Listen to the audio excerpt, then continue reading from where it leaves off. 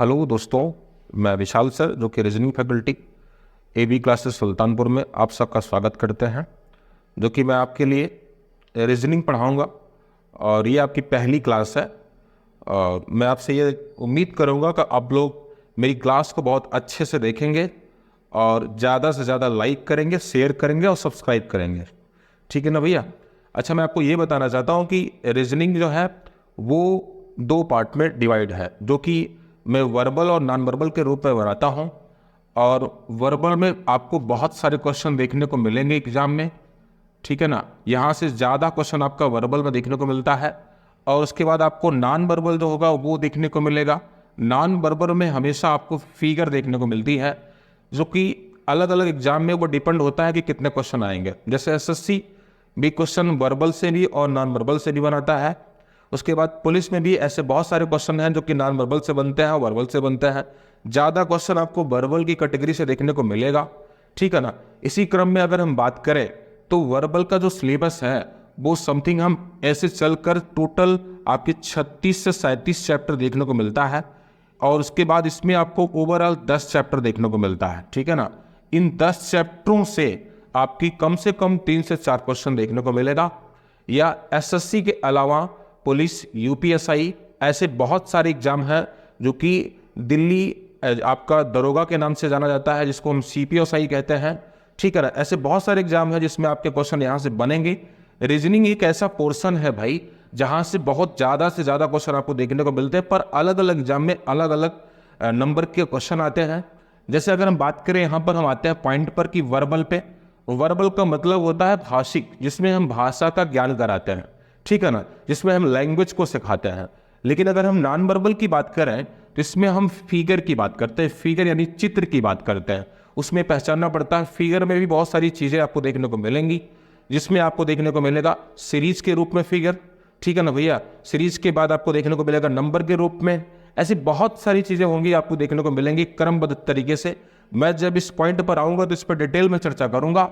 और मैं आपको ये बताना चाहता हूँ कि वर्बल में जो इम्पॉर्टेंट है, ठीक है ना, वर्बल में जो आपका सबसे ज़्यादा इम्पॉर्टेंट है वो आपके 36-37 चैप्टरों में ऐसे वो डिपेंड करता है कि कौन सा एग्जाम है, ठीक है ना। अगर हम बात करें पुलिस के एग्जाम की या एसएससी के एग्जाम के लिए, तो आपके इम्पॉर्टेंट में सबसे ज़्यादा चैप्टर जो आपको देखने को मिलेगा वो आपका होगा, सबसे पहला मैं आपको चैप्टर लेके आ रहा हूँ अल्फ़ाबेट, ठीक है ना। अल्फ़ाबेट क्रम, जिसको हम बोलते हैं अल्फ़ाबेट क्रम, ठीक है ना भैया।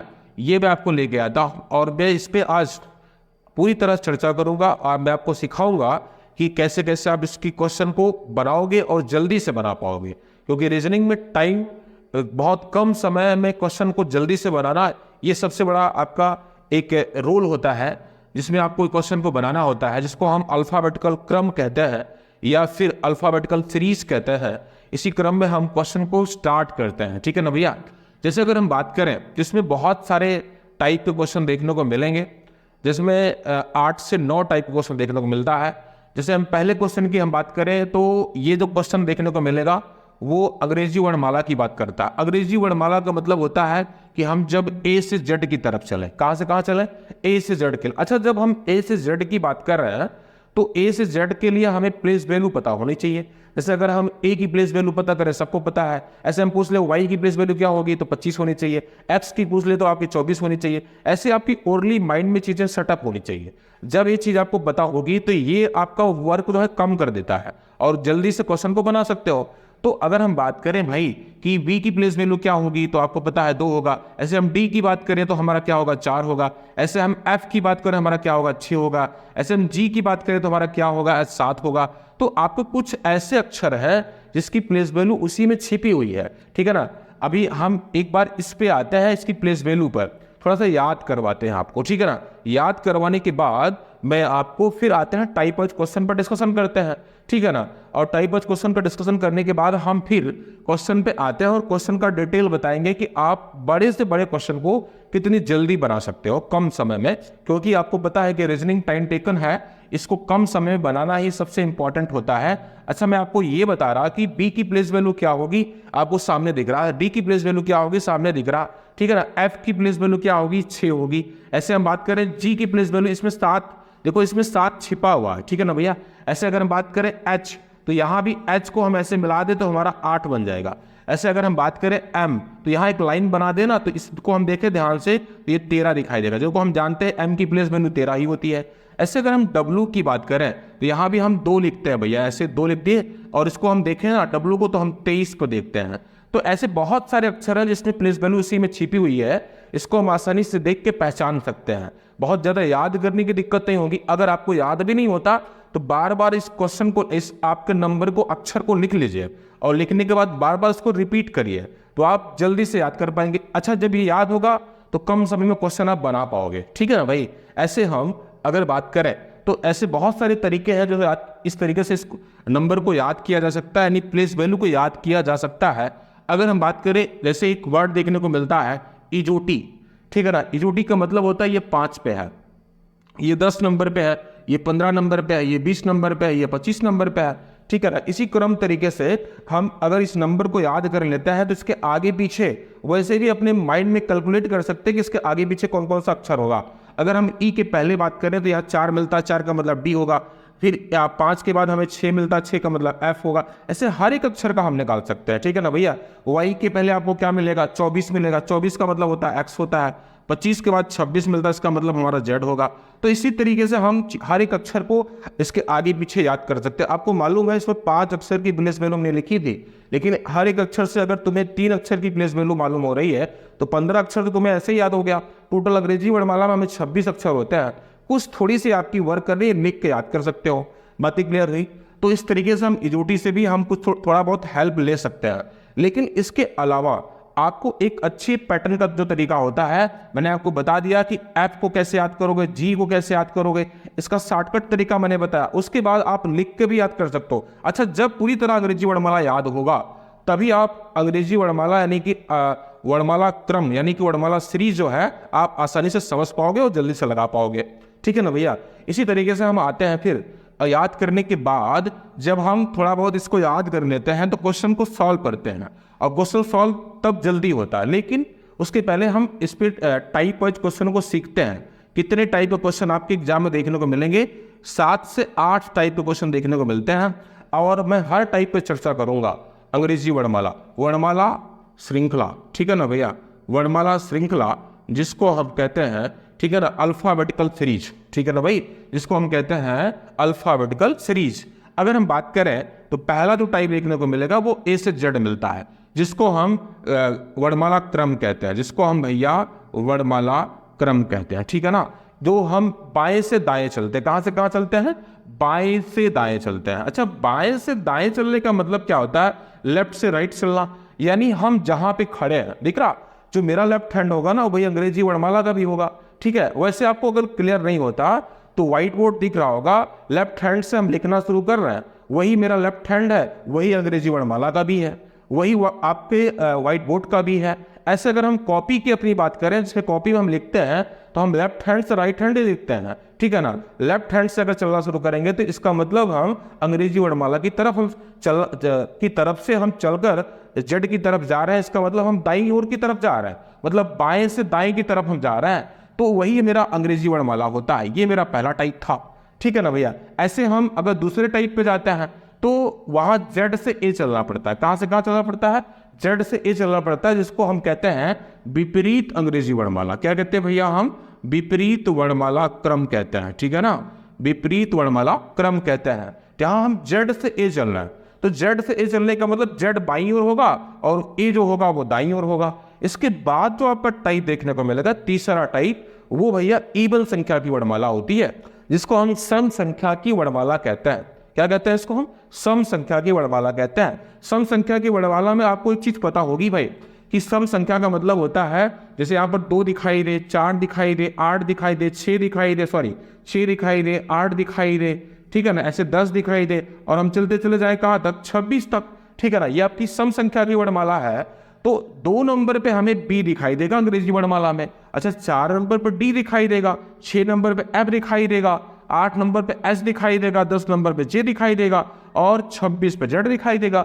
अगर इस तरीके से हमें इवन संख्या की वर्णमाला दिखाई दे रही है तो हम एक चीज और इसमें निकाल सकते हैं, जान सकते हैं कि अगर इसके हम क्रम की बात करें, ये जो मैंने लिखा ना भैया 2 4 6 8 26 तक, ये मेरी इसकी प्लेस वैल्यू है अक्षर की, ठीक है ना, ये अक्षर की प्लेस वैल्यू है भैया, ध्यान रखिएगा। अगर इसके हम क्रमबद्ध की बात करें तो क्रम 1 होगा, 2 होगा, 3 होगा, 4 होगा, 5 होगा, और हम चलते चले जाएंगे तो जेड तक यहाँ 13 होगा। अच्छा, हर एक अक्षर इसके बीच में से गायब है, हर एक अक्षर इसमें से बीच में से गायब है। टोटल अंग्रेजी वर्णमाला में 26 अक्षर होते हैं भैया, जो कि हर अक्षर गायब होने की वजह से हमें जो क्रम दिखाई दे रहा है वो 13 अक्षर दिखाई दे रहा है। कितना दिखाई दे रहा? 13। अच्छा, अगर हम 13 दिखाई दे रहा है तो हम इसी क्रम में आगे बढ़ते हैं भैया। चौथा टाइप देखने को मिलेगा वो आपको ऑड का होगा, यानी विषम संख्या की वर्णमाला होगी। ये तो हमारी सम संख्या की वर्णमाला थी भैया, ये हमारी सम संख्या की वर्णमाला थी। मेरे प्यारे मित्रों, आप ध्यान से देखते रहिएगा और चीजें आपको अच्छे से समझ में आएंगी। ध्यान रखिएगा, ये चौथा टाइप जो होगा वो आपको ऑड का होगा, यानी विषम होगा। हम जानते हैं 1 3 5 7, और इसी क्रम में हम चलते चले जाए तो हम चलेंगे भैया 25 तक। 25 का मतलब होता है वाई, 25 का मतलब क्या होता है? वाई होता है।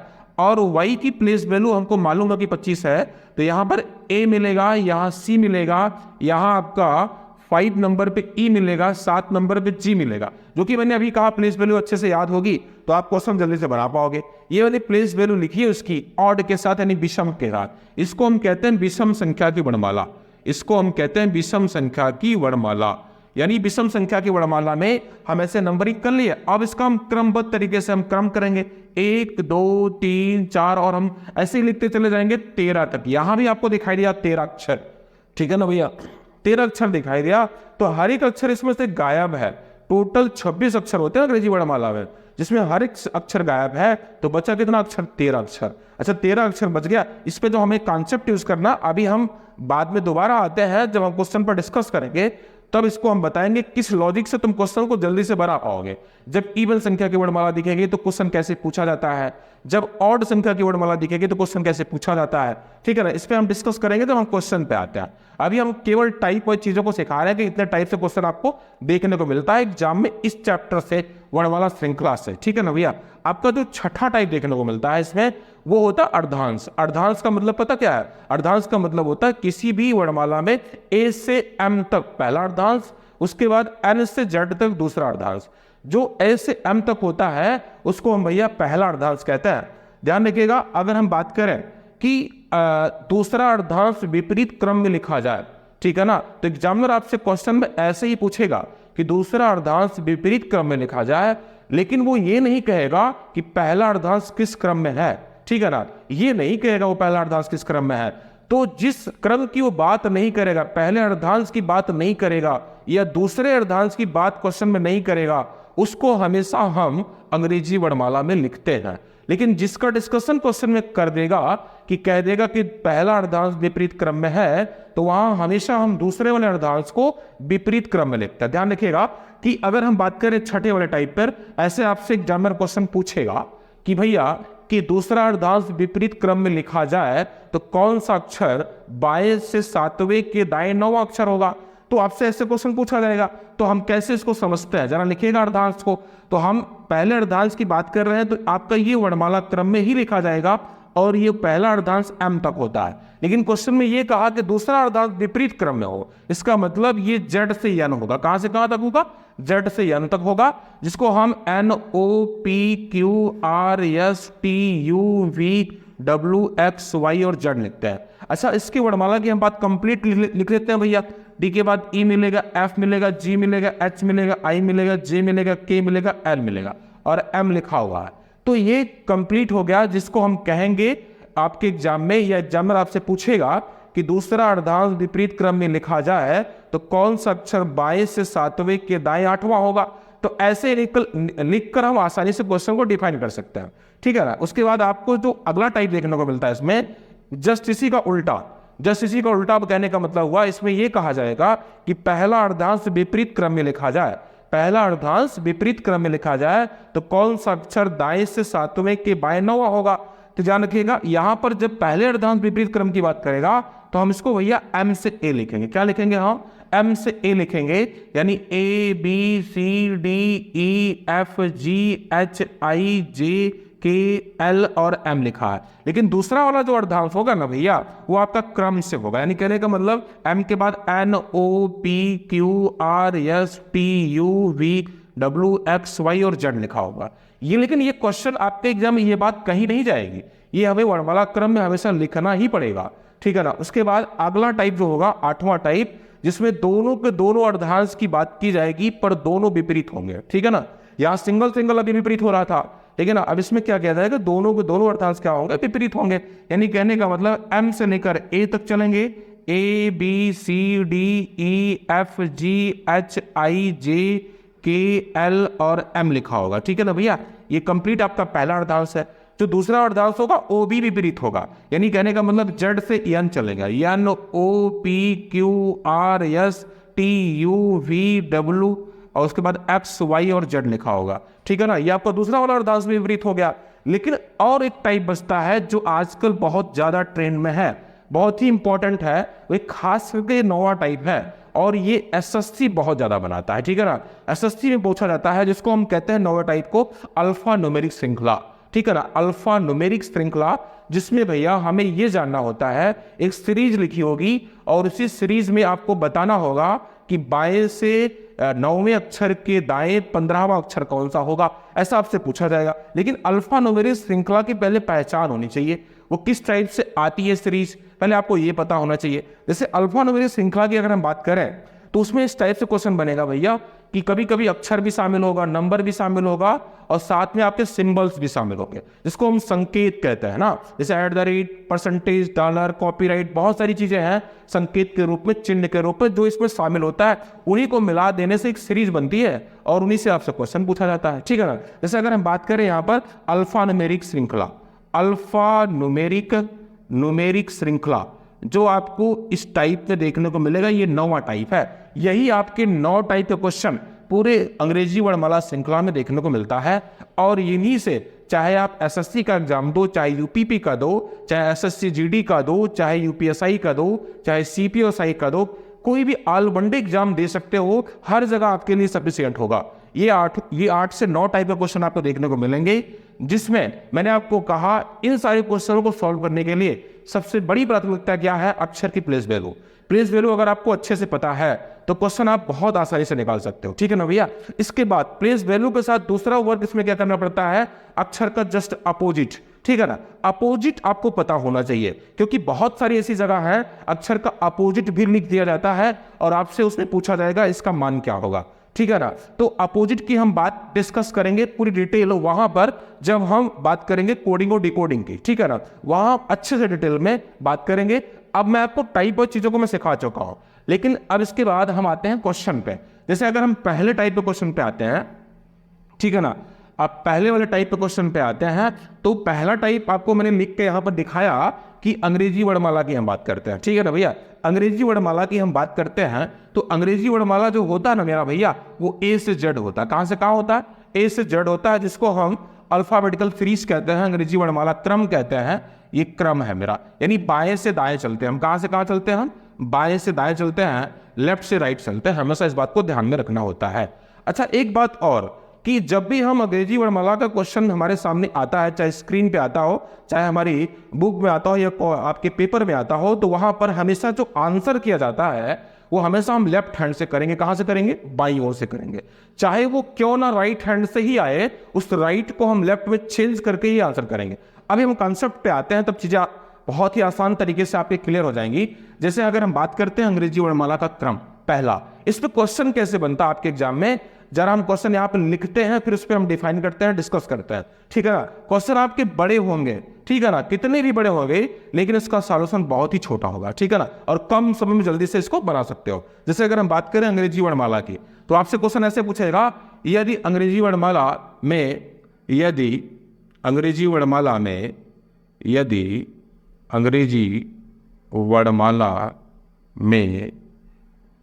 बाएं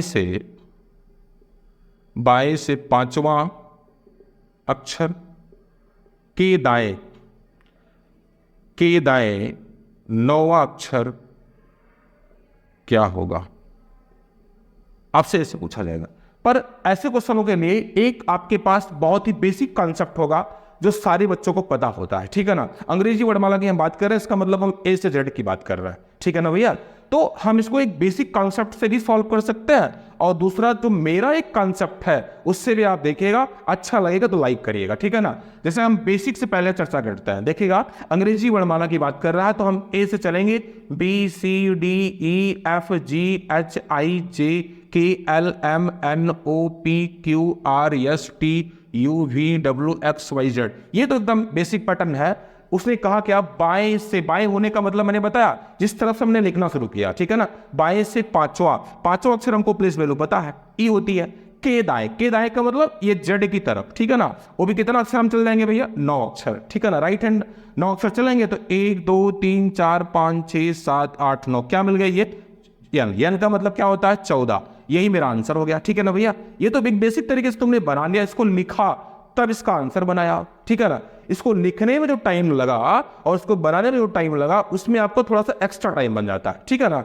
लेकिन अगर इसको हम अपने कंसेप्ट से जो हम देना चाहते हैं आपको, उससे आप जरा सीखिएगा कि जब भी क्वेश्चन में इस तरीके से बात कही जाए तो हम कैसे क्वेश्चन को जल्दी से बनाते हैं, ठीक है ना। दूसरा तरीका है, लेकिन उसको बनाने से पहले एक थोड़ा सा कंसेप्ट है, उसको सीखिएगा कि अगर हम पूरी अंग्रेजी वर्णमाला में लेफ्ट की बात करते हैं तो हमेशा हम माइनस करते हैं। अगर हम राइट की बात करते हैं तो हमेशा हम माइनस करते हैं। अगर हम लेफ्ट की बात करते हैं तो हमेशा हम प्लस करते हैं। अगर हम लेफ्ट की बात करते हैं तो हमेशा हम प्लस करते हैं। बात क्लियर हुई? यानी कहने का मतलब ये हुआ कि जब भी सेम दिखाई देगा तो हम घटा देंगे, और जब भी राइट दिखाई देगा तब भी हम घटा देंगे।